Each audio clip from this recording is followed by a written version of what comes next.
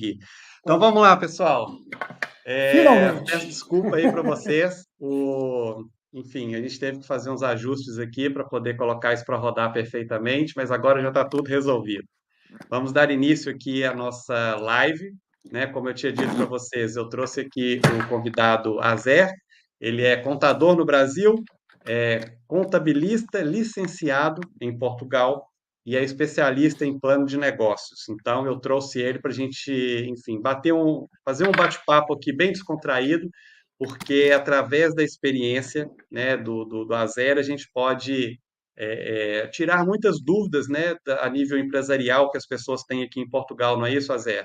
Muito obrigado pela presença e se apresenta aí para o pessoal novamente. Bom, primeiro eu quero agradecer ao Leonardo aí pelo convite, pedir desculpa a todos aí pelos transtornos tecnológicos causados, certo? Mas vamos em frente, né? Bom, quero cumprimentar também o público aí do Leonardo, todas as pessoas que estão ao vivo aí com a gente agora, acompanhando, e espero poder contribuir bastante aí nas dúvidas, nos esclarecimentos das dúvidas que o pessoal possa ter. Bom, eu sou contador no Sim, Brasil há mais de 30 anos, sou consultor também no Brasil para pequenas e médias empresas, fui facilitador do Sebrae por muitos anos também, e aqui em Portugal, já há 4 anos, eu sou contabilista licenciado, especialista em plano de negócios, e também visto D2, visto D7 e na abertura de empresas. Então, acho que eu posso contribuir alguma coisa aí para o pessoal que tiver com as dúvidas referente a empreendedorismo. Vamos em frente. então, porque eu vejo, Azer, que muitas empresas, né, muitos brasileiros que vêm empreender aqui em Portugal, quando eu vim para cá, né, quando eu vim do Brasil para cá, eu vim com o visto D2, apliquei o visto D2 ainda estando no Brasil, e vim para cá, né? Mas nesses 6 anos que eu estou aqui empreendendo em Portugal, eu vejo muitos brasileiros, né, chegando, abrindo a sua empresa e um ano depois a empresa já está fechada, né? Isso, pá, você deve já estar acostumado com isso também, né? Bastante. Isso se deve à falta de planejamento, não é? Basicamente, falta de planejamento e também uma coisa importante, que dentro do planejamento tem um item que é fundamental, que é a questão dos recursos.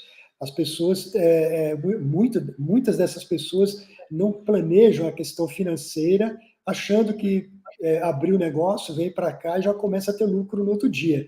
Nem no Brasil isso acontece, né? Entendeu? Quanto É, menos aqui, que é um lugar totalmente desconhecido. E o que é pior, as pessoas vêm empreender sem nunca ter estado em Portugal.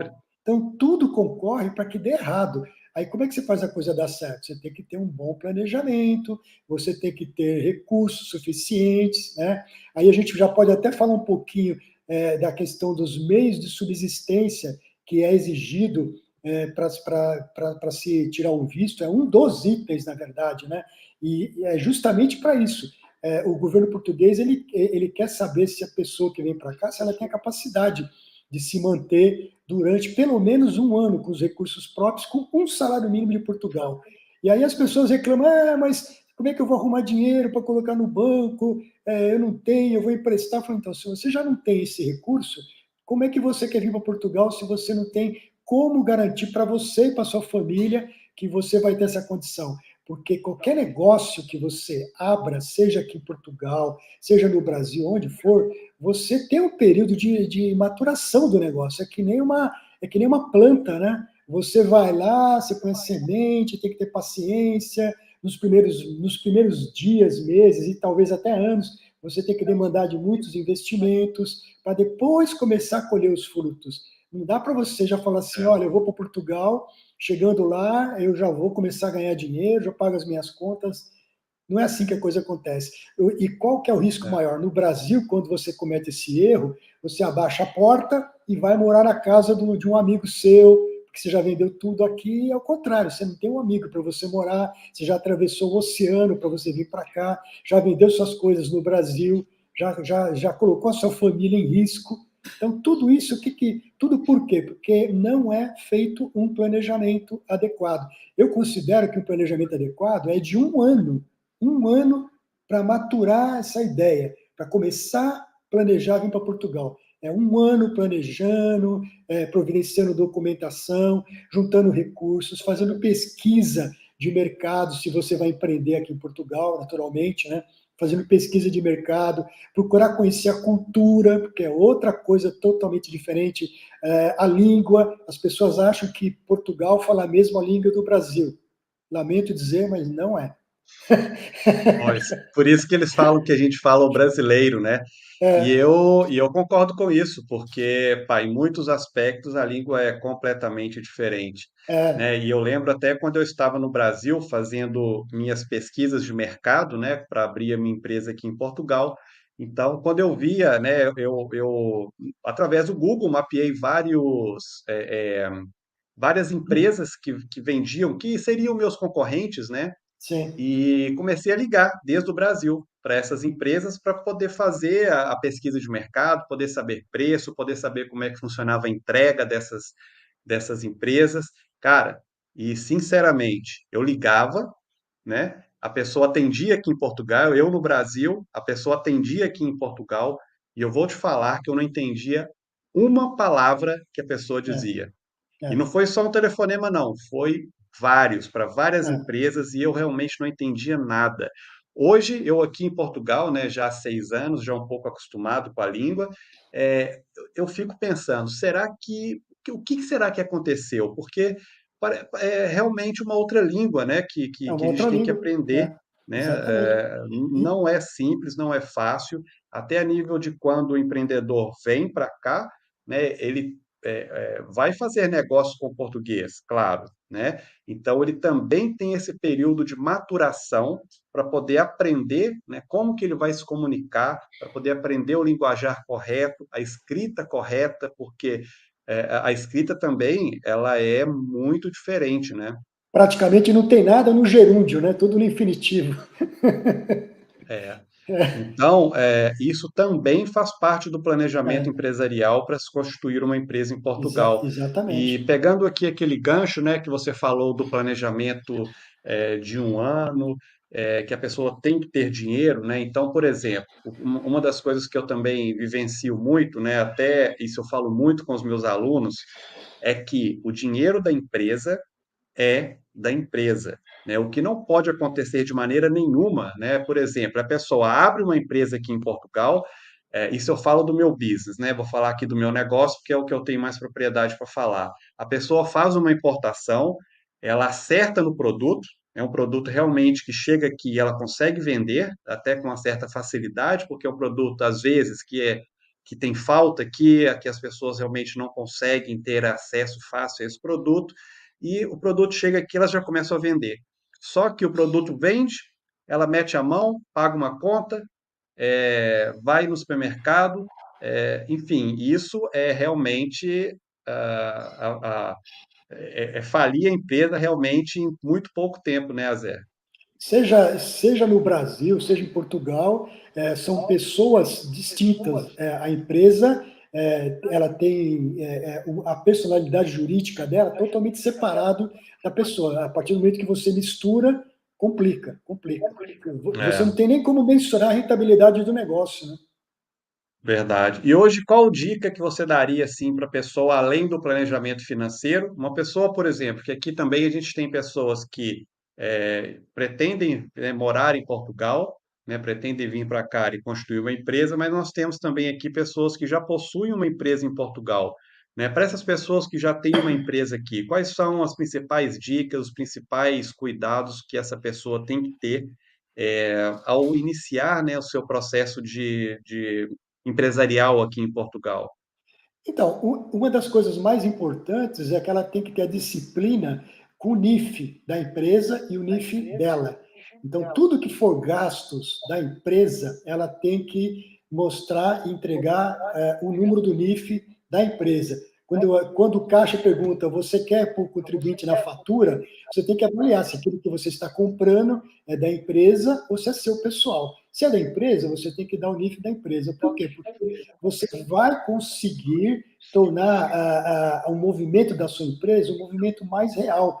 dentro do que realmente você está fazendo. Então, esse é um item importante, porque às vezes as pessoas ficam naquela dúvida, mas eu não vou dar eu não vou dar o NIF, não, porque se eu der o NIF, eles vão saber quanto eu estou ganhando, quanto eu estou gastando, aquela cultura que tem no Brasil também, quando fala de NIF, né, na nota fiscal. Né? Só que não é nada disso. Quando você faz isso, você está alocando os gastos do negócio na sua empresa, porque tudo vai ser contabilizado nela. E por que também que é importante? Porque a empresa, você vai pagar o imposto sobre o lucro, entendeu? Então, faz, se você vai pagar o imposto sobre o lucro, e o lucro, teoricamente, receitas menos custos, menos despesas, então, quanto mais despesas e custos você puder alocar na empresa, melhor para você, porque você vai ter menos lucro, certo? E vai pagar menos impostos. Lembrando que os impostos aqui, na maioria dos casos, está na ordem de 17%, que você paga sobre o lucro da empresa. Então, se Isso a você não. nível do. Oi, desculpe. Isso a nível do IRC, né? Do IRS? Então, nós temos duas figuras importantes aqui. Uma é IRC, que associando com o Brasil, que é o imposto de renda da pessoa jurídica. E o Da outro empresa. é o outro, que é o IRS, que associando com o Brasil, é o nosso imposto de renda de pessoa física. Quando você Pronto. A nível deixa. dos impostos, então, né? Aproveitar esse gancho que você colocou aí, a nível dos impostos. Vamos falar um pouquinho mais aqui a fundo, né? Para as pessoas entenderem realmente os impostos aqui em Portugal. Um é o IVA, né? Que você já abordou. O IVA ele é de 23, né? Então, existe IVA de 23, que é a maioria dos casos. Nós temos IVA de 13% também, que é basicamente para alimentos, até o vinho, 13%, e para medicamentos, aí o IVA cai mais ainda para 6%. Mas a maioria esmagadora dos casos, o IVA é 23%. E lembrando também que na empresa o IVA funciona, eu gosto muito sempre de associar com as questões do Brasil, porque normalmente são os brasileiros que estão assistindo, então fica mais fácil dele entender. O IVA aqui é muito parecido, a questão da compensação, com o ICMS do Brasil. Então, quando você faz uma compra, você paga o IVA na compra. Vamos imaginar, você fez uma compra de 100 euros, você vai pagar 123. Aqueles 23 que você pagou a mais, ele fica numa caixinha guardada, que é um crédito fiscal que você tem na tua empresa. Quando você faz um faturamento de 100 euros, você vai faturar 123. O teu cliente vai pagar para você 123. Aí você teria que pegar esses 23 e entregar para o governo. Porém, você tem o 23 da compra. Então, 23 da venda, 23 da compra, deu zero. Você não precisa pagar nada. Isso assim, no mundo da teoria, tá? Mas existe a compensação entre os valores. Isso é o acerto de contas, né? Que o É, contabilista faz. é. E agora você pegou uma parte muito importante aí, que eu tenho uma dica aqui também para dar sobre o IVA. Eu vejo muitas pessoas também se enroscando com o IVA, por quê? Tanto uma pessoa que trabalha através de uma atividade, quanto uma pessoa que trabalha através de uma empresa. É necessário, né, fazer a separação do IVA, né? Eu sempre falo aqui também, e se calhar é recomendado colocar esse valor do IVA numa conta separada ou numa poupança, né? Porque aqui você pode fazer a declaração do IVA trimestral, né? Então o contabilista vai lá, vai pegar, né, o IVA da compra, vai pegar o IVA do IVA da venda, vai fazer o acerto de contas e vamos supor que você tem ali um valor a pagar de IVA, né? Você tem ali, você fez suas vendas e contabilizou 23% em cima das suas vendas. O que eu vejo acontecer muito é o dinheiro todo que entra, ele entra na conta principal da empresa. Então, vamos supor, através de um e-commerce. O e-commerce vai vendendo, as pessoas vão pagando e aquele dinheiro vai entrando dentro da conta principal. E entra tudo misturado, né? Entra o valor do produto e entra o IVA.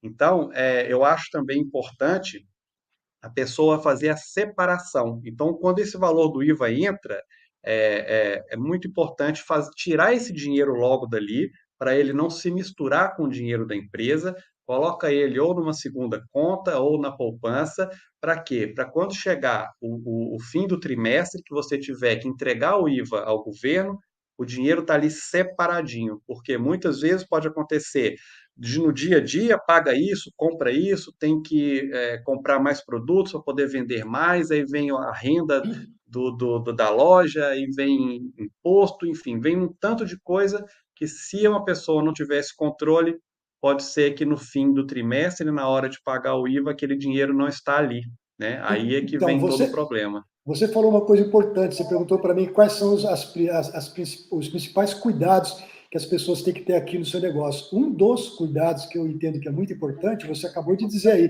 que é ter controles. Se você não tiver os seus controles econômicos, financeiros, a tendência é que aconteça isso que você acabou de relatar. A partir do momento que você tem na tua empresa um balancete mensal informando o resultado da sua empresa, que você tenha na sua empresa um fluxo de caixa para você olhar lá as previsões direitinho, que é importante, que você saiba a margem dos produtos que você está vendendo, porque às vezes você acha que está tendo lucro por conta do dinheiro que você tem no banco. Só que o dinheiro que você tem no banco é isso que você acabou de falar. Pode ser que parte dele é os 23% do governo que você vai ter que repassar. Então, dinheiro em caixa no banco não é lucro. Lucro é o É. que você apura através do DRE, que é a demonstração de resultado, onde você tem receitas, menos custos, menos despesas. Aquele sim é o lucro. O que fica no caixa é eventualmente uma consequência do lucro. E neste caso que você deu o exemplo, ele está junto com o imposto e a pessoa pode achar que aquilo é o lucro e começar a gastar por conta, né? Certo? Bom, muito bom. Então, falamos um pouquinho aqui sobre o IVA. Agora vamos lá a nível da empresa, né? Vamos lá para o IRC. O que seria o IRC e como ele é cobrado? Então, o IRC ele é feito em cima do balanço patrimonial da empresa. Você fecha o ano igualzinho no Brasil, só troca os nomes. Você fecha o ano, apura o resultado, que é um resultado contábil, mas tem que fazer alguns ajustes para ser um resultado fiscal. Tem alguns ajustes que a legislação entende que não pode ser computado no resultado, então tem os mais e os menos, mas depois disso você já tem o resultado fiscal. Esse resultado fiscal que você tem, você vai pagar 17% sobre este lucro. Agora tem que tomar cuidado que acima de 20, deixa eu só pegar uma cola aqui, acima de 23%, acima de 23%, você já tem um valor um pouquinho mais elevado. Ou seja, você vai ter um lucro de 17%. Você vai pagar 17% de imposto. Deixa eu tentar explicar um pouco mais claro. Até 15 mil de lucros. A partir deste valor, o que exceder, você vai ter 23,75. É um pouco confuso, mas termina Isso de lucro dando anual, né? de lucro anual. Então termina dando alguma coisa de 18, 19, dependendo do lucro que a empresa tiver. Entendeu? Mas é sobre lucro Também não é um fiscal. imposto tão baixo, né? É um imposto puxado para no final do ano, né, a pessoa tem que fazer o acerto de contas. Também tem que prestar muita atenção nisso, né? É. Por isso da importância de colocar sempre o número de contribuinte na fatura e, mais importante Para ainda, você ir amortizando. o mais importante ainda é você acompanhar os resultados mensais, para você saber como é que a tua empresa está se comportando. Né? Boa. E a nível de impostos, você tem mais alguma coisa a abordar ou a gente falou aqui dos dois, que é o IVA e o IRC? Então, você tem aqui também o TSU, que é uma taxa que é cobrada única sobre os valores, da Segurança Social, que é alguma coisa de 23% que você paga, 23,75%, mas aí é Sim. sobre a folha, sobre o custo da folha. Mas o imposto principal que tem aqui, como a gente já colocou, é o IVA. Diferente do É Brasil, o que tem IVA, uma que é o dezena de imposto único, impostos, né? Que é o imposto. é praticamente imposto único. É, ok. E a nível, Azer, da abertura da empresa, então, por exemplo, o que é necessário para se abrir hoje uma empresa aqui em Portugal? Uma empresa de sociedade limitada ou uma empresa unipessoal? Então, a unipessoal o próprio nome já diz, é uma sociedade com um único sócio, né? E a empresa sociedade por cotas normal, ela é para 2 ou mais sócios. Aqui em Portugal, você pode abrir uma empresa a partir de €1, nesses dois tipos, tá? A partir de €1 por sócio. É claro que, na prática, ninguém vai abrir uma empresa com capital social de €1, porque você não vai mostrar relevância nenhuma da sua empresa perante o mercado. Amanhã ou depois você vai precisar fazer um financiamento, vai querer trazer um novo sócio para a empresa, não importa, qualquer coisa que diz respeito à empresa. Ele vai olhar teu capital social, €2. Então, isso não é muito bom, mas é para saber que o mínimo que pode se fazer é a partir de €1 por sócios. E importante saber também, para quem está no Brasil ainda, é possível abrir a empresa em Portugal estando no Brasil. Porque quando você vai tirar o visto para empreender aqui em Portugal, aí eu estou falando já do visto D2, que é o visto mais apropriado, lá dentro da relação de documentos, tem a necessidade de ter uma empresa aberta em Portugal. E essa empresa aberta em Portugal, ela tem que ser uma empresa que pode ser essa sociedade por cotas, pode ser unipessoal, mas, acima de tudo, você não precisa vir até Portugal para abrir a empresa. Você pode abrir estando no Brasil ainda, mediante uma procuração que o contabilista envia para o interessado, onde ele vai otorgar poderes para o contabilista abrir a empresa e tirar o NIF da pessoa também, porque sem o NIF aqui você não faz nada, né? E aí começa o processo normal. Então, é possível abrir à distância. Ok. Deixa eu ver se tá chegando algumas perguntas aqui. Deixa eu ver aqui se a gente já consegue responder alguma. Vamos lá. Eu tinha começado a responder aqui a pergunta do Leonardo, meu xará, né? Vamos ver aqui. Eu comecei a responder. Vamos ver se você consegue me ajudar aqui também. Ele colocou aqui para gente: em Portugal tem alguma franquia de oficina mecânica automotiva? Eu tinha dito que, pelo que eu conheço, né, eu conheço aquela que tem dentro dos Intermarché, né? Eu sei que aquilo é uma franquia também. Né? Fora isso, não sei. Sinceramente, eu Eu não, também não presto muita atenção nisso. eu também só conheço essa, mas ele tem que pesquisar mais sobre o assunto. Inclusive, se ele fizer uma pesquisa mais apurada, ele vai descobrir que aqui em Portugal tem alguns sites especializados em franquias, que ele pode, ali naqueles sites, descobrir que tipo de franquia que tem. Mas é questão de Boa. pesquisar, tá? Vamos ver, tem mais perguntas aqui agora do Olavo. O Olavo nos pergunta aqui: crédito do IVA. Comprei veículo novo, IVA de 4.000 euros. Fica em crédito para a empresa ou recebo retorno?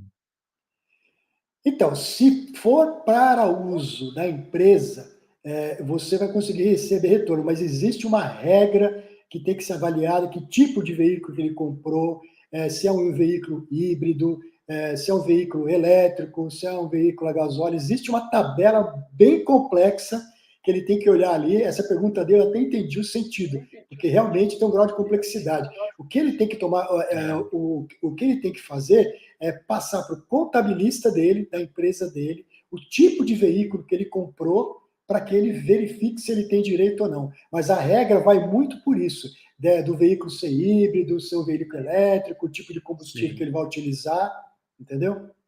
E o veículo tem que ser comprado também em nome da empresa, né? Para ele poder cem por ressarcir o cento. IVA. Se não for em nome da empresa, nem pensar. Né? Já era. Eu sei que o governo hoje está incentivando, né, a compra de veículos híbridos, né? Então, eu sei Híbridos e que para elétricos. veículos híbridos tem Tem, sim o retorno do IVA, tem o crédito tem. do IVA, Até e 35 mil também euros há tem um facilidade tratamento. no financiamento com crédito com um valor também bem baixinho de juros. Então, o É, governo está incentivando bem para empresas comprarem carros híbridos. é. Vamos ver aqui. Em Portugal, tem como financiar a abertura da empresa? Eu não entendi bem a pergunta, porque o que ele está dizendo como financiar a abertura? Quando você abre uma Eu acho que empresa, deve ser o valor, né? então, o valor do capital social é você que estabelece, de acordo com o porte da empresa que você quer colocar. Como eu falei, você pode começar a partir de €1. Você não precisa, não existe uma regra que você tem que abrir empresa com 60 mil euros, com 10 mil euros. Você vai abrir com capital que for proporcional ao tamanho e à relevância do negócio que você está abrindo. É, Isso, o sim. contabilista é a pessoa certinha para poder dizer qual é o capital social, mas eu posso adiantar com certeza que cada empresa ela tem um capital social que é adequado para o tamanho dela. Então, não há necessidade Sim. de ir buscar financiamento para capital social. Aliás, nem dá para fazer isso, porque o capital social, quem é que subscreve? São sócios. Agora, Sim. se o sócio É. for fazer um empréstimo bancário para pôr capital social, aí é possível, né? Desde que ele dê crédito. Eu vejo assim, Não sei se foi bem né? essa Por exemplo, pergunta. igual você disse, né? O capital social ele realmente tem que ser compatível com o tipo de negócio. É, Então, por exemplo, se a pessoa vai montar um restaurante, né, não tem como ela colocar um capital social nem de 5.000 euros, né? Porque para se montar um restaurante, uma pessoa gasta muito mais do que isso. Agora, para uma pessoa, por exemplo, montar aqui em Portugal uma empresa de consultoria, né, que basicamente ela vai precisar somente do seu computador mil para poder euros, trabalhar. tranquilo, 1.000 euros, tranquilo. Aí isso vai de É. caso a caso, né? De caso a É caso. isso. É por isso que eu estou dizendo. Não existe uma É, regra, não existe uma regra que a empresa com esse tipo de negócio tem que ser tanto, com outro tem que ser tanto. Depende muito do tamanho da empresa, depende dos investimentos que é, ela pretende fazer, depende da capacidade que os sócios têm de colocar dinheiro na empresa também, que ela sim. pode ter a necessidade de ter um capital de 100.000 euros, mas os sócios não têm essa capacidade, tem uma capacidade É, muito menor. porque também a pessoa tem que tomar atenção, porque se o capital da empresa for de 10.000 euros, ela, na hora da abertura da conta bancária da empresa, ela tem que fazer o depósito do capital social que foi estipulado, né? Não dá também, ó, Não, a minha empresa tem 20.000 de capital, eu vou lá e coloco 1.000 euros na conta do banco. Não não, pode ser não, não, assim, não, né? não, não. Toda empresa em Portugal tem que ter uma conta bancária, toda empresa. E o capital social tem que ser depositado até o término do exercício que a empresa foi aberta. Vamos imaginar que você está abrindo a empresa agora, em novembro, você tem que depositar até dezembro. Se você abrir a empresa lá para o mês de março, você tem até o final do exercício para poder depositar, entendeu? Mas aqui toda empresa tem que ter uma conta bancária, porque existe uma coisa chamada aqui lei de branqueamentos de capital, que essa lei é fera. Essa lei não dá sossego para ninguém. Então as Sim. pessoas têm que andar na linha aqui. E você que entende dessa parte de contabilidade, eu acho que aquele RCBE tá ligado a isso, né? Tá ligado a isso, porque você tem que entregar ele quando você vai abrir, fazer uma abertura de conta no banco. Entendeu? É. Então, tudo, Então, tudo está também, interligado, tudo, tudo. pois, quando você abre uma empresa, né? Então, falando aqui para as pessoas que estão nos assistindo, quando se abre uma empresa, é preciso também fazer um procedimento que chama RCBE. E esse procedimento ele está diretamente ligado ao branqueamento de capitais. Então, vai ter que preencher, né? Entra no sistema. Quando eu É fiz, o contabilista que faz isso, ou o pois, advogado do Pois, quando eu contabilista. fiz, eu pedi um advogado para É um fazer, porque advogado que faz. realmente aquilo é um bicho de sete cabeças e tem que É, ser feito certinho. Então, mas ou quem o faz normalmente contabilista são ou os o advogado tem advogados. entrada. Os advogados que fazem. Ok. É, tem mais, deixa eu ver aqui se tem perguntas. Não, então a gente pode pular aqui para mais. Deixa eu ver aqui o que que eu posso te perguntar. Eu posso abrir, por exemplo, se eu tiver uma empresa no Brasil. Eu, em Portugal, posso abrir uma filial dessa empresa? Teoricamente, sim. Desde que no contrato social da empresa do Brasil tem essa previsão. Mas eu digo, como experiência de contador e contabilista aqui em Portugal, que não vale a pena, não, porque você veja bem, você vai ter uma tributação que vai envolver os dois países, na hora de fechar o balanço, vai envolver as duas operações. É uma situação que não vale muito a pena, não. O que vale a pena, o que você pode fazer no mesmo sentido, é abrir uma nova empresa em Portugal e usar a mesma metodologia ou tecnologia dessa empresa que você tem no Brasil. Vamos imaginar que no Brasil você tenha um pet shop e você queira abrir um aqui em Portugal, queria trazer uma filial do seu pet shop para cá, por exemplo. É muito mais interessante você abrir um novo aqui, com as condições todas de Portugal, tá certo? E você usa a experiência que você tem do Brasil, você pode até associar a tua empresa daqui com a empresa de lá comercialmente, mas sob o ponto de vista fiscal, eu entendo que o melhor dos mundos é abrir empresa em Portugal, entendeu? Boa, boa dica. Então, abre, mesmo que Principalmente, tenha uma empresa no Brasil, melhor situação é a pessoa abrir outra em Portugal e pronto, pode até usar o mesmo nome, claro. tomando aquele cuidado, né, na hora da abertura da empresa. Pá, foi bom a gente falar nisso aqui. Fale um pouquinho para a gente sobre o nome da empresa. Como é que a pessoa, uma pessoa que chega aqui em Portugal para abrir uma empresa e quais são as modalidades? Como é que ela pode escolher o nome da sua empresa? Então, aqui você pode escolher o nome da empresa gratuitamente tem um site aqui que é a Empresa da Hora, que você pode ir lá, olhar uma lista que eles têm lá disponível e usar. Mas a má notícia é que os nomes são os nomes absurdos, né?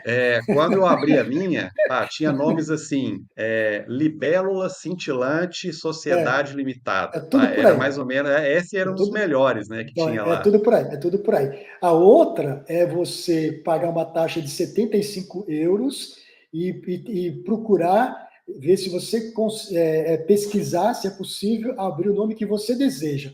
E aí, sendo possível, você abre com o nome que você quer. E uma outra terceira Pois. também, se for uma sociedade unipessoal ou uma sociedade por cotas, é você abrir o teu nome. Você colocar, vamos supor É, que Leonardo Ternuliano, você vai colocar é, Leonardo T, por exemplo. Pronto, vai ser né, difícil ter uma outra empresa com esse nome. Né? E você usa é. depois o nome comercial. Mas Sim, usa o nome se você. fantasia, né? Não, é o nome comercial fantasia. Se você não tomar esse cuidado, você termina caindo nessa questão de usar o que é de graça, mas tem uns nomes aí que 99,9% dos casos são terríveis. Por isso que é de graça. Então, por isso mesmo que eu gosto sempre de abordar esse tema, né? Falo isso muito também lá no meu treinamento para a pessoa tomar atenção a isso. Quando é dois sócios, por exemplo, uma pessoa tem um sobrenome Silva e o outro Pereira. Então pode ficar Silva e E Pereira Pereira, Sociedade Limitada, né? é isso E aí aí. depois ela usa o nome fantasia, né? Coloca o nome fantasia na frente do É isso negócio. aí. Claro, tem que É, pesquisar também se esse nome não existe, tem que pesquisar o domínio, né? Porque a pessoa vai ter que ter um site, vai ter que criar redes sociais, então tem que pesquisar também o domínio para ver se não tem ninguém usando esse domínio. E aí sim ela pode colocar o nome fantasia, né? É bom ela registrar também esse nome para também não ter perigo, né? De alguém é. pegar e, enfim. Mas esses são os cuidados. Agora, o Azer, falando um pouquinho aqui agora, a gente já falou sobre a empresa, né? E a nível de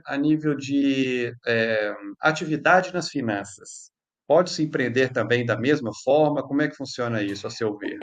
Então, se você, eu estou sempre pensando que a pessoa que está com esse interesse, ela está no Brasil ainda.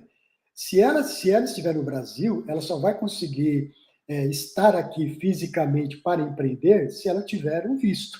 E aí é aquela coisa, ela tem que escolher um visto adequado. Se a pessoa já estiver aqui em Portugal, ela pode abrir uma atividade independente nas finanças, que são os famosos recibos verdes, que o pessoal Funciona usa. como uma MEI, né, no Brasil. Exatamente, mas um dos problemas que eu vejo nos recibos verdes, que é assim, ele até é uma coisa razoável para quem fatura até 12.500 euros por ano.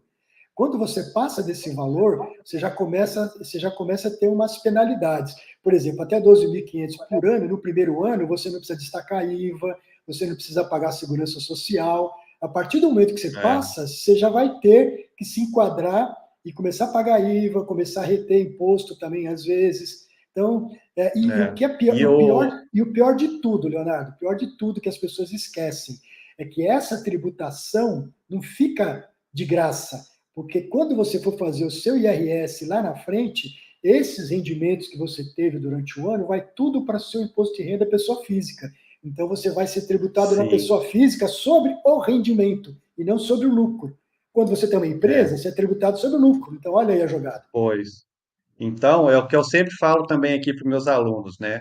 Uma pessoa pode até começar, né? A pessoa não quer, por exemplo, fazer um investimento da abertura de Desde que empresa, ela colocar esteja em sócio, Portugal, porque capital ela estando, social. ela estando no Brasil, nem Não, pensar em atividade não tem nem independente. como, né? Mas uma É, pessoa estando aqui e é, ela quer empreender, ela pode até começar sim, com a atividade. Mas o que eu indico é, quando a pessoa já começar a faturar, né? Levando aqui também, pegando o gancho, né, do meu business, que é a importação, a pessoa recebeu aqui uma importação, ela vai fazer vendas. Então, Quando a pessoa emplaca um produto, realmente ela pega um produto que ela consegue, que ela acerta o mercado, né, ela valida o produto e começa a fazer vendas. Pá, muito facilmente ela começa a vender 1.000, 2.000, 3.000, 4.000, 5.000 por mês.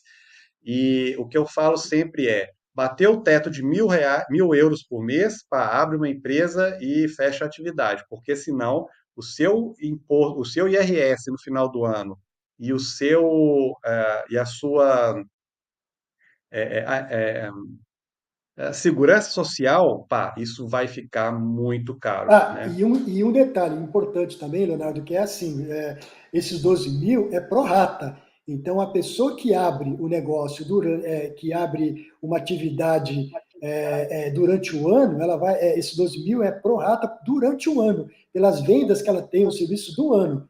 Ela não pode pensar assim, então eu vou abrir em dezembro e vou emitir duas faturas lá, uma de 2, outra de 10. Não é assim, é proporcional. Você tem que dividir os 12.500 pelo número de meses, aí tem que dar o faturamento. Então, tudo não há almoço grátis, essa que é a verdade. Não há almoço grátis. Você tem que planejar direito. Se você pretende empreender, o que você falou, se você está em Portugal e você ainda é pequenininho, plenamente tranquilo ir pela atividade independente. Se você já tem um negócio que você está percebendo que ele vai decolar, a melhor coisa é você abrir uma empresa normal, ter seu contabilista, ter os seus créditos do IVA, que você vai poder apurar tudo aquilo, e jogar as despesas, né, na empresa, aquelas empresas da empresa, pagar sobre o lucro. Tudo isso fica muito mais em conta do que você fazer de forma diferente através dos recibos verdes. Então, ele é bom até um certo ponto. Isso. Bom, então vamos falar um pouquinho agora daquilo que realmente você é sua especialidade, né? Que é o plano de negócios, né? Porque muita gente eu vejo aqui que, pá, esse famoso, né, visto D2, né? Muitas pessoas me procuram falando sobre o plano de negócios. é, E elas pensam, né? Eu até vejo aqui, às vezes eu pergunto para a pessoa vai empreender, está abrindo uma empresa, eu falo, olha, como é que está seu plano de negócio? Qual é o seu planejamento para 1, 2, 5, 10 anos? Né? E a pessoa até assusta, né? E porque eu acho que como o visto D2, né, precisa do plano de negócio, e, enfim, e ele pode ser até de uma forma mais simplificada, né, para a pessoa entregar isso no consulado. Eu vejo que as pessoas não dão tanta importância hoje ao plano de negócio. Então, eu queria que você abordasse aqui um pouquinho, né, o plano de negócio, tanto para quem está no Brasil e quer aplicar o visto D2, que vai precisar do plano de negócio, mas o intuito principal aqui que eu queria que você abordasse esse tema é realmente a importância do plano de negócio para a pessoa que vai constituir a sua empresa, né? O que que ele pode, em que o plano de negócio pode ajudar o empresário, né, no caminhar dele, né, da sua empresa. Então, Leonardo, o que acontece é o seguinte: eu vou só corrigir uma fala que você fez aqui agora, é referente à necessidade do plano de negócio para aplicar o visto D2. O que é necessário hoje em dia é a entrega da súmula do plano de negócios. Por isso que as pessoas às vezes estranham quando você fala, mas você já fez o plano de negócio? Você, mas que plano? Porque se você olhar na documentação que é solicitada para o visto D2, não aparece mais a palavra plano de negócio, aparece súmula. A súmula, Súmula. a súmula é um resumo do plano de negócios. Então, como Pois, que a sim. pessoa. Por isso que é súmula. Na verdade, são duas folhas que você tem que concentrar tudo que tem no plano de negócio naquelas duas folhas, porque é ela que vai vender o teu negócio para as autoridades em Portugal. É ela que ele vai olhar lá, as autoridades vão olhar naquelas duas folhas e vai ver se aquilo que você planeja fazer é relevante, se tem rentabilidade, aquelas coisas todas. Então, a súmula, na maioria dos casos, é uma página, duas páginas. Agora, um plano de negócios são mais de 30 páginas que você faz, entendeu? Então, o plano de negócio é infinitamente mais completo. O plano de negócio Sim, sim. ele vai tratar de calcular os investimentos, vai tratar de calcular os custos, as despesas, os impostos, vai tratar também de estimar as receitas necessárias para poder fazer frente a esses custos, investimentos, essas despesas. Ele vai demonstrar o ponto de equilíbrio do negócio, vai dizer para você, olha, você precisa faturar isso para 0 a 0 aqui. Vai dizer uma coisa importantíssima para o sócio da empresa. Quanto tempo que o dinheiro volta para o bolso dele, que é a taxa interna de retorno. Então, tudo isso é calculado através do plano de negócios. A súmula não calcula nada, a súmula é um resumo desses números que são apontados no plano de negócio. Por isso que é importante ter um bom plano de negócio para poder fazer a súmula, que é um dos documentos que faz parte da relação do que tem que ser entregue para se aplicar o visto D2. Agora, como eu já falei, muitas pessoas simplesmente procuram fazer um plano de negócio, aquela coisa, Ctrl+C, Ctrl+V, vai na internet, faz daquela forma para não ter que gastar, porque acha que vai gastar com consultor, com contabilista, com advogado, não importa, ele acha que aquilo é um gasto desnecessário, é aí que está o erro, porque o plano de negócio ele vai servir para duas coisas já de bate-pronto. A primeira, ele vai ser a base da súmula, que é importantíssima. Segunda, ele vai ser o norte do seu negócio em Portugal, porque ele vai olhar no horizonte de 5 anos. Então, você vai ter um plano que você vai olhar para aquele plano e você pode fazer o teu negócio indo dentro do que está estruturado no plano. Quando você vê que está saindo fora, você tem como correr e corrigir, porque você tem um plano. Quem não tem um plano, vai para qualquer lugar, não é? Pois, ele serve como GPS, não é isso? Para a pessoa seguir? Exatamente. Né? Tem um ditado, acho que é do Sêneca, que ele diz assim, não há vento favorável para quem não sabe para onde vai. O plano de negócio é mais ou menos isso, quem não tem. Você não tem um plano, então assim, você vai vendendo, quando deu para vender, você vai tendo os custos, a despesa, porque é uma coisa importante que as pessoas também esquecem, que é assim, para você ter a venda, você tem que fazer um esforço enorme para você vender. A despesa, você não faz nada. E quando você nem abrir as portas do negócio, eles enfiam os papéis por baixo da porta, dizendo a conta chegou, a conta da água, a conta do gás. Então, assim, você não precisa fazer esforço nenhum para ter despesa, para ter custos, entendeu? Então, tem que ter um cuidado muito grande. E o plano ele vai demonstrar tudo isso, a viabilidade econômica e financeira do seu negócio. E no caso, a sua especialidade hoje é a formatação desse plano de negócio, tanto para o Então, visto D2, quanto para a pessoa usar de GPS da sua empresa a médio e longo prazo. bom, a minha especialidade não vem de hoje, ela vem de quase 30 anos de Brasil, porque no Brasil eu também faço e tem vários Trabalhava clientes com lá isso, pequenos. né? Assim, trabalho ainda, porque ainda tem vários clientes no Brasil, eu trabalho com clientes de lá e Ah, de ok. cá. E também eu faço bastante planos de negócio para o pessoal que empreende no Brasil mesmo. Só que é com outro foco. Aqui a gente faz com foco mais voltado, com destaques voltado para o visto D2, que é o plano de negócio.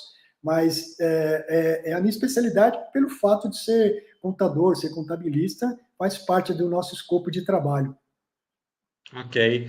Então, por exemplo, se uma pessoa quiser te procurar para fazer o plano de negócio da empresa dela, tanto para o visto D2 quanto para a pessoa usar, né, para GPS, para seguir para trilhar o seu caminho empresarial, você consegue fazer. É só me procurar no Instagram, que acho que você colocou aí em algum momento Eu vou o colocar meu, aqui seu o meu Instagram. Tá aí o Instagram e o meu seu. também, mas aqui o do Azer é o É. azer.solto, né? Então, eu vou até pedir para o pessoal que está nos assistindo agora que, se entrar lá, que passe a seguir tanto o meu Instagram quanto o do Leonardo, porque tanto eu quanto ele, a gente publica sempre coisas interessantes sobre essas atividades, ele sobre importação, eu sobre empreendedorismo, eu tenho certeza que vai ajudar as pessoas que estão querendo vir para cá. A gente já faz isso já há um bom tempo e com cuidado muito grande de só passar informações oficiais, nada de ouvir dizer, é mais ou menos assim, porque quando você não trabalha com informações oficiais, é complicado, e a gente só trabalha com informações oficiais. Ok. Então, deixa eu ver aqui se chegou alguma pergunta. Ah, aqui, ó, o Leonardo colocou aqui para gente o caso da oficina mecânica. Olha, no caso da oficina mecânica, consigo financiar as ferramentas? Então, Leonardo, Sim, né? sim e não, né? Porque pensa Sim, e assim, não, ó, né? pensa assim, você chegou em Portugal, abriu uma empresa, essa empresa é que vai pedir um financiamento no banco. Qual é o banco que vai emprestar dinheiro para você, com uma empresa que acabou de abrir e que você não tem uma vida fiscal em Portugal. É difícil. É. Não é Tem que impossível, ter pelo mas é, menos um ano para poder fazer o então, IRC, para poder ver certinho exato, faturamento mensal, né? exato, exato, exato. Então, assim, tem que tomar esse cuidado. Você não deve contar com isso. Você pode até recorrer a isso, mas depois que a tua empresa tiver uma vida fiscal em Portugal. Sem uma vida fiscal, é difícil de alguém prestar dinheiro. Isso é muito difícil. É verdade. Bom, então, eu acho que a gente está chegando aqui a 1 hora e pouquinho, né? Eu queria só fazer Queria uma fazer as colocação, Leonardo. considerações, Eu queria só fazer uma última consideração, porque nós falamos o por tempo favor. todo aqui sobre visto D2. Existe também a possibilidade da pessoa vir aqui para Portugal e empreender com visto D7 também, porque o D7 é um visto de rendas passivas. Então, às vezes, a pessoa não quer passar por todos os trâmites do visto D2 e ela tem rendas passivas no Brasil. O que é rendas passivas? Rendas passivas são aquelas rendas de aluguéis, de aposentadoria, de rendimentos de investimentos. E se ela se enquadra dentro dos limites que o governo português coloque, que não são limites altos, ela pode vir para cá com o visto D7 e, se chegando aqui com o visto D7, ela pode perfeitamente aí buscar trabalhar com uma atividade independente, que seria o Recibos Verdes, ou abrir uma empresa aqui em Portugal. Então, o visto D7 É. também não deixa de ser uma boa. Nós também trabalhamos com D7, por isso que eu estou falando para você. Pronto, então a sua área de atuação hoje, né, qual é a prestação de serviço que você exerce hoje aqui em Portugal? Bom, basicamente, plano de negócios, auxílio na abertura de empresas aqui em Portugal, aplicação do visto D2, aplicação do visto D7 também. É basicamente isso que é o meu trabalho aqui em Portugal. Porque, só explicando um pouquinho a minha condição de contabilista aqui em Portugal, aqui eu sou um contabilista licenciado, apesar de todos esses anos de experiência no Brasil, aqui ainda sou licenciado, estou há 2 anos e meio no processo para ser certificado, porque aí eu posso ser um contabilista pleno e fazer tudo que um contabilista normal pode se fazer aqui em Portugal. Estou na fase de certificação, devo concluir agora no começo do próximo ano, mas isso é importante, por isso que eu não me responsabilizo no momento por empresas, por abertura de empresas.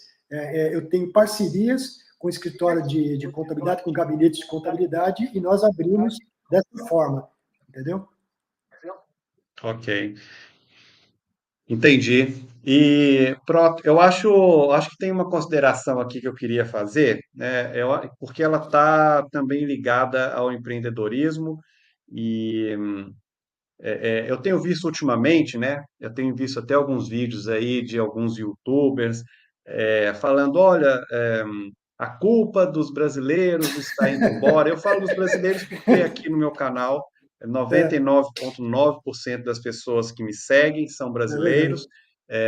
Eu acho que na totalidade dos meus alunos, eu tenho quase 200 alunos hoje, e eu acho que a totalidade é brasileiro também. Se tiver português, é um ou outro. Mas o fato é que, nesses últimos tempos, né, a gente sabe que Portugal tem sofrido uma inflação, né, uma coisa que não era muito comum, o custo de Por, vida por causa da aumentou, guerra, e basicamente, também, né? por causa da guerra, o custo de vida ele aumentou, então isso eu vejo necessidade de um maior planejamento ainda, né? Então, uma pessoa tomar muito cuidado na hora de vir para Portugal. Se está vindo, tem que tomar muito cuidado, fazer muito planejamento, trazer realmente um capital que ela consiga ficar confortável pelo menos durante um ano, e principalmente se ela for empreender. Para quê? Para não ter que a pessoa está aqui 1, 2 meses, ela abre o negócio dela e depois ela já é obrigada a esse negócio de 1, 2 meses ser a fonte de renda principal da família dela. Então, esse negócio está fadado ao fracasso, né? E eu vejo alguns YouTubers falando, né? Ah, a culpa dos brasileiros hoje estarem indo embora de Portugal é porque os YouTubers vendem uma fantasia, né? Vendem um Portugal que realmente só tem coisas boas e não tem coisas ruins, né? Então eu acho importante a gente também, né? Eu tenho um canal no YouTube, sou youtuber, né? Porque eu coloco aqui informações empresariais, mas sim, eu sou um youtuber. E eu acho importante a gente dar essa dica, que realmente Portugal não é o país das maravilhas, né? Realmente Portugal é um país como qualquer outro, onde tem as suas qualidades, tem os seus defeitos, também como qualquer outro país, e o cuidado a mais que a gente tem que ter é que nós somos brasileiros, estamos saindo do conforto do nosso país, onde nós temos familiares, temos uma base, temos relacionamento, temos amigos, tudo ali que é uma base que pode nos Né? ajudar em tudo que a gente precisa. E Verdade. quando a gente vem para um país, né, que não é o nosso, né, vamos dizer assim, é, basicamente, né, muitos casos é você e você, ou você e sua esposa, e com filho, enfim, e não tem aquela base de sustentação, né? É você matando um leão por dia para poder colocar o negócio para frente, para poder realmente, né, colocar esse sonho de viver num país mais seguro, de viver num país onde as coisas funcionam um pouco melhor, fazendo tudo isso de uma forma muito organizada, muito bem pensada, muito bem planejada, né, Isso as mesmo. coisas acontecem. Mas se a pessoa realmente vem, né, acreditando em fantasias, eu acho até difícil, porque hoje é tanta informação na internet que a pessoa consegue, se ela quiser, né, a pessoa consegue levantar as informações Agora, corretas. Leonardo, Mas eu vejo que Leonardo, só tem uma coisa que às vezes eu percebo também, é que muitas das pessoas que se dão mal aqui, que elas só querem ouvir aquilo que faz um bom som para o ouvido dela. é, Então, muitas isso é vezes, o fato. youtuber, ele está avisando que a coisa é desta forma. A pessoa procura nem ouvir aquele, ela vai ouvir o outro que fala das maravilhas, entendeu? É, E porque ela acha que tudo vai ser dessa forma, é aquilo que ela quer ouvir. Então, é a ausência de planejamento, é ausência de recursos financeiros. A gente volta lá no início da nossa conversa, que tá é. contribuindo com o que você acabou de falar. É, então, né, como a gente trabalha, tanto eu quanto você, a gente trabalha a nível empresarial, né, ajudando outros empresários a se estabelecerem aqui em Portugal, eu acho muito importante a gente falar sobre isso, porque o planejamento tem que ser dobrado, né? A pessoa tem que ter um planejamento muito bem feito. Se a pessoa vem empreender antecipadamente, ela já tem que estar com todo o estudo de mercado feito para saber a viabilidade do negócio dela, saber exatamente o valor mensal que ela vai precisar para bancar o seu custo de vida, para poder fazer a empresa girar e para poder realmente ter capital para colocar tudo aquilo para frente, né? Porque um mau planejamento vai acontecer duas coisas. Ela vai, a empresa vai quebrar, né? A pessoa não vai ter dinheiro para bancar suas despesas e aí ela vai embora frustrada e com o sonho realmente indo Né? por água abaixo, né? Então, eu bato sempre nesse martelo. O planejamento é a base de tudo, né? Se você vai empreender, não somente importando produtos ou do Brasil para cá ou da China para cá para poder vender aqui, vai empreender em qualquer coisa, num café, num Exatamente. restaurante, numa barbearia. O planejamento a médio e longo prazo é a base do negócio. É. Concorda comigo? 100%, está 100% correto. Assim, se a pessoa chegar à conclusão que ela não tem os recursos necessários, ela tem que esperar, tem que juntar recursos para depois vir. Não, não pode fazer as coisas com pressa. É, Tem que fazer tudo não com pode. calma, com planejamento, não pode ir pela emoção. Às vezes, eu dou um exemplo, por exemplo, da questão política no Brasil. Por conta das questões políticas, às vezes, aquele candidato que ela não gosta está lá. Então, ela fala, vou embora do Brasil e quer vir assim, sai ontem e chegar aqui depois de amanhã. Não é assim que a coisa funciona. Ela tem que fazer o planejamento em função das condições que ela tem, de tudo isso que você acabou de relatar, e principalmente tem que ter recursos. O planejamento, mas tem que ter recursos. Sem recursos, a tendência é que ela tenha problemas, porque qualquer lugar do mundo, quando você começa um negócio, você tem que ter pelo menos um capital de giro para aguentar os primeiros meses. Aqui não é diferente, não tem milagre, entendeu? Se a pessoa for empreender no Brasil também, ela vai precisar da mesma coisa, né? Não muda Exatamente. nada, né? A facilidade aqui Não no muda Brasil, exatamente nada. a facilidade é que quando a coisa der errado no Brasil, você está do lado dos seus familiares, dos seus amigos, aí você pode recorrer a eles. Aqui você não tem nada disso, aqui você é um imigrante. Se der tudo errado, você tem que juntar dinheiro para pegar passagem de volta ainda, se der. Pois, é verdade. Bom, Então, pessoal, eu acho que eu só tenho a agradecer, né? Queria agradecer vocês que nos acompanharam até aqui. Queria agradecer imensamente o Azer por Eu que ter agradeço pelo aceitado o convite. convite, né, para poder estar fazendo esse bate-papo aqui com a gente, tirando as dúvidas aqui que eu sei que eu tenho, que vocês têm e que somente um especialista consegue nos esclarecer. Então, olha, muito obrigado por ter aceitado aqui esse convite. As portas estão abertas. Quando quiser voltar, a gente marca outro bate-papo, a gente pode escolher outro tema. E pronto, é isso. Tem alguma consideração para fazer? Então, eu quero agradecer ao público que ficou com a gente aqui até esse horário, mais de 1 hora de live, né? Espero que de tudo que a gente tenha dito aqui, que possa contribuir para as experiências, expectativas aí de cada um. Eu me coloco à disposição para tirar dúvidas, se eventualmente precisar de qualquer esclarecimento. Só me procurar lá no Instagram, que a partir dali eu começo a responder questões, se porventura ainda surgir. De novo, agradeço pelo convite, Leonardo, e me coloco à disposição também. Quando precisar, é só chamar. Estarei pronto aqui para atender. Ok. Então, pessoal, olha, muito obrigado por ter chegado até aqui conosco e até a próxima live, né? Até o próximo vídeo. Muito obrigado.